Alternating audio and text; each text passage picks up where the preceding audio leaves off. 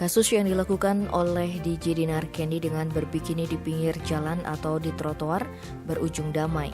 Pengurus Besar Serikat Mahasiswa Muslimin Indonesia sebagai pihak pelapor sepakat mencabut laporan terhadap Dinar.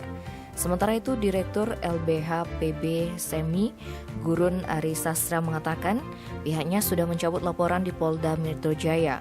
Pihaknya juga akan menyampaikan kabar perdamaian ini ke pihak Polres Metro Jakarta Selatan. Adapun pihak SEMI mengajukan beberapa hal untuk perdamaian ini, seperti meminta Dinar Kendi tidak mengulangi lagi perbuatan vulgar di muka publik. Sebelumnya Dinar Kendi mengunggah video kontroversial di akun Instagramnya.